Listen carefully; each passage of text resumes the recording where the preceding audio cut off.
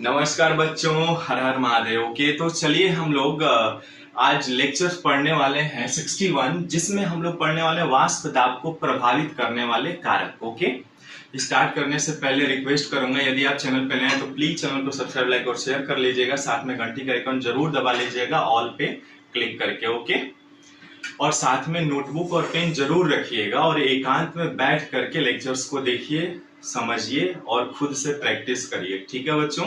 Okay, अच्छा एक question पूछता हूँ। डॉक्टर के पास जब आप जाते हैं तो वो क्यों बोलता है कि दवाई गर्म पानी से ही खाना चाहिए या फ्रेश पानी, ताजा पानी से खाना चाहिए? शहरों में तो ऐसा पॉसिबल नहीं है, बट गांव में हैंडपंप वगैरह होता है, तो चला करके एक बाल्टी पानी, उसके बाद उस जल को निकाल करके ग्लास में देखना है। क्या होगा उनके, जब ध्यान से आप देखोगे ना तो ग्लास में जो पानी होगा ना, उसके अणु टक्कर मारते हुए प्रतीत होंगे आपको, है ना? इसीलिए क्योंकि फ्रेश जल का वाष्प दाब अधिक होता है और रखा हुआ पानी का वाष्प दाब कम होता है। ठीक है, तो सबसे पहले हम समझेंगे कि वाष्प दाब को प्रभावित करने वाले कारक, फैक्टर्स अफेक्टिंग वेपर प्रेशर में पहला जो है हम पढ़ेंगे द्रव की प्रकृति, यानी द्रव कैसा होना चाहिए उसके बारे में। द्रव की प्रकृति यानी नेचर ऑफ लिक्विड। ठीक है बच्चों, नेचर ऑफ लिक्विड। अब जैसे मान लीजिए यहाँ पे मैं एक बर्तन में, देखिए एक बर्तन में मैं क्या करता हूं, शुद्ध द्रव भर देता हूं, है ना? यहाँ पे द्रव भर लेता हूं। ठीक है, ये क्या इसमें द्रव है ना? और ये क्या होगा, द्रव का स्वतंत्र तल होगा। ठीक है, यदि मान लीजिए द्रव के अणुओं के बीच फोर्स ऑफ अट्रैक्शन बल यदि कम हो, यदि द्रव के अणुओं के बीच फोर्स ऑफ अट्रैक्शन कम हो, यानी ये अणु दूर दूर हैं, यदि इनके अणु दूर दूर हैं, पास पास नहीं है, यानी force of attraction is low, है ना, ये डिक्रीज है। यदि द्रव के अणुओं के बीच फोर्स ऑफ अट्रैक्शन लो होगा तो क्या होगा बच्चों, क्या होगा? और साथ में यदि इनको आप एनर्जी दे रहे हैं तो क्या होगा कि इनके जो अणु होंगे इधर उधर, यानी बर्तन पे इधर या इधर या इधर, क्या करेंगे, टक्कर मारेंगे ना, टक्कर मारेंगे ज्यादा, क्योंकि इनके अणु क्या है, दूर दूर है, और ये द्रव की सतह पर भी टक्कर मारेंगे, स्वाभाविक है मारेंगे। यानी इसका मतलब ये हुआ कि फोर्स ऑफ अट्रैक्शन यदि कम है तो इनकी काइनेटिक एनर्जी क्या होगा, अधिक होगा। काइनेटिक एनर्जी को किससे हम निरूपित करते हैं, के से, है ना? काइनेटिक एनर्जी क्या होगा, अधिक होगा बच्चों, है ना?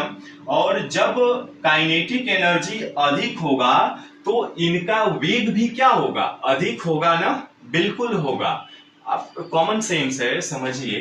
यदि फोर्स ऑफ अट्रैक्शन लो है तो काइनेटिक एनर्जी अधिक होगा, और काइनेटिक एनर्जी अधिक होगा तो इनकी जो वेलोसिटी है ये भी क्या होगा, हाई होगा, है ना? यानी ज्यादा करेंगे, क्या, ज्यादा टक्कर मारेंगे, ये बार बार जाकर के इधर टक्कर मारेंगे, इधर टक्कर मारेंगे, द्रव के स्वतंत्र तल पर भी टक्कर मारेंगे। ओके, कमेंट्स में बताइएगा कैसा प्रतीत हो रहा है। जैसे कि स्वतंत्र तल पर टक्कर मारेंगे तो स्वाभाविक सी बात है, जब बार बार टक्कर मारेंगे तो इनका वेपर प्रेशर क्या होगा, कमेंट्स में बताइए। वेपर प्रेशर भी क्या होगा, हाई होगा, यानी वेपर प्रेशर क्या होगा बच्चों, हाई होगा। तो ये ध्यान से पॉइंट नोट करिएगा आप। और स्वाभाविक सी बात है कि जैसे ही इन द्रव के अणुओं के बीच यदि फोर्स ऑफ अट्रैक्शन लो होगा तो काइनेटिक एनर्जी अधिक होगा। काइनेटिक एनर्जी यदि अधिक होगा तो इनका वेग भी क्या होगा, अधिक होगा, ज्यादा तेज मात्रा में जाएंगे तो इनका वाष्प दाब भी क्या होगा, अधिक होगा, है ना? जैसे आप एग्जाम्पल में देख सकते हैं, एग्जाम्पल में क्या होगा, एग्जाम्पल में आप देखते भी हैं क्या, पेट्रोल देख लीजिए या स्प्रीट देख लीजिए, है ना? ये सभी आपके दैनिक जीवन में उदाहरण है। पेट्रोल को आप खुला छोड़ दीजिए तो ये जल्दी उड़ जाएंगे, भाप में बदल जाए, यानी इनका वाष्प दाब अधिक होता है। और एक चीज और पॉइंट, नोट कर लीजिएगा कि जिस परीक्षा में यदि पूछता है, विस्कोसिटी के बारे में जानते होंगे आप, है ना, फिजिक्स में पढ़े होंगे, जिसको हिंदी में कहते हैं श्यानता, है ना, श्यानता। मतलब देखिए श्यानता फिजिक्स में अर्थ, यदि इस पे अर्थ जाएंगे तो बहुत होगा। मतलब विस्कोसिटी, श्यानता जितना अधिक होगा, जिस पदार्थ का विस्कोसिटी जितना ज्यादा होगा कम होगा। तो लिख लेते हैं हम यहाँ पे, क्या होगा कि जैसे इसका उल्टा भी हो सकता है। उल्टा क्या होगा, यदि फोर्स ऑफ अट्रैक्शन क्या हो, हाई हो, है ना, तो फोर्स ऑफ अट्रैक्शन हाई हो तो इनकी काइनेटिक एनर्जी क्या होगा बच्चों, काइनेटिक एनर्जी जो होगा वो लो होगा, है ना। इसका उल्टा यदि आए तो, यदि इनके फोर्स ऑफ अट्रैक्शन ज्यादा होगा द्रव के अणुओं का, तो काइनेटिक एनर्जी कम होगा, और काइनेटिक एनर्जी कम होगा तो इनका वेलोसिटी भी क्या होगा, कम होगा। और वेलोसिटी जब कम होगा तो आप क्या करेंगे, ये धीरे धीरे टक्कर मारेंगे तो इनका वाष्प दाब भी क्या होगा, कम होगा बच्चों। यानी वेपर प्रेशर भी क्या होगा, कम होगा, ठीक है। यानी वेपर प्रेशर कम होगा यदि द्रव के अणुओं के बीच फोर्स ऑफ अट्रैक्शन ज्यादा होगा तो इनकी काइनेटिक एनर्जी कम होगी, यानी गतिज ऊर्जा जिसको आप कहते हैं। और गतिज ऊर्जा यदि कम होगी तो वेलोसिटी भी कम होगा, और वेलोसिटी यदि कम होगा तो इनका वेपर प्रेशर भी क्या होगा, कम होगा, ठीक है। तो वेपर प्रेशर भी कम होगा, ठीक है। अब यहाँ पे इसका बहुत सामान्य है कि आकर्षण बल अधिक होगा तो यहाँ पे क्या होगा, इनका वेपर प्रेशर कम होगा। मेन पॉइंट ये है कि द्रव के अणुओं के बीच फोर्स ऑफ अट्रैक्शन यदि कम है तो वेपर प्रेशर अधिक होगा। जैसे आप उदाहरण में समझ सकते हैं, पेट्रोल स्प्लिट, और जिस पदार्थ का विस्कोसिटी श्यानता अधिक होगा वेपर प्रेशर कम होगा।